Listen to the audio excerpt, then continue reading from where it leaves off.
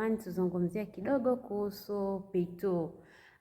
Matumizi ya P2 na athari zake zinazoweza kumpata mwanamke yote ambaye anatumia kiholela P2. Yes, naomba tufahamu kwanza nini maana ya P2.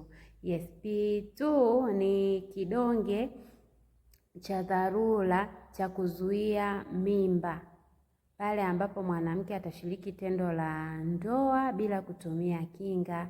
Hiyo ndo maana halisi ya P2. Kwa hiyo na hii P2 inapaswa kumezwa ndani ya masaa 72 baada ya kushiriki kinga, baada ya kushiriki tendo bila kutumia kinga. Yes, ndio natakiwa kutumia ili kuweza kuzuia mimba kwa haraka, na tunasema iko more effective ukitumia angalau masaa 48 kabla, ndani ya masaa 48 ya mwanzo. Ukienda mpaka 72 it's okay, lakini chance ya kupata mimba inakuwa ni kubwa zaidi kuliko huyu ambaye ametumia ndani ya yale masaa 48. Sasa basi tunasema hivi, vidonge hivi vimetengenezwa kwa ajili ya matumizi ya dharura tu. Vidonge hivi vimetengenezwa kwa ajili ya matumizi ya dharura tu na sio kama njia ya uzazi wa mpango wa kawaida. Ndio maana ukienda hospitalini utaambiwa njia za uzazi wa mpango tunazo za muda mfupi, za muda mrefu na za kudumu.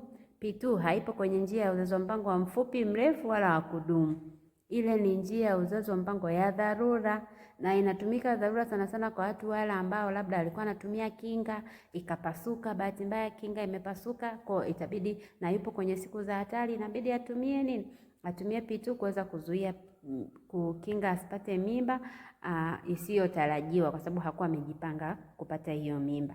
Lakini pia kwa wale ambao wamebakwa, unakuta ni mwanafunzi, ni mtu mzima, ameingiliwa pasipo makubaliano yake, hakupanga kwamba anaweza akakutana na mwanaume, lakini amefanyiwa hiyo assault, amebakwa, ameingiliwa kimwili, mwisho wa siku anakuwa na chance kubwa ya kubeba ujauzito. Kwa hiyo mtu akija kwetu tutampatia P2 ameze ndani ya yale masaa 48 ya mwanzo, mwisho wa siku aweze kumkinga na asiweze kupata ujauzito usiotarajiwa.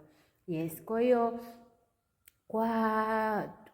kwako mama ambaye una tabia ya kutumia P2 kiholela, kwa sababu kitaalamu tunashauri matumizi ya P2 yasizidi mara 2 kwa mwaka. In case labda umemeza Januari, ulikuwa unazuia mimba isiyotarajiwa Januari, utakuja kumeza tena Disemba, ama hapa katikati kabla ya Disemba umemeza, ina maana hutakiwi tena kumeza hiyo P2.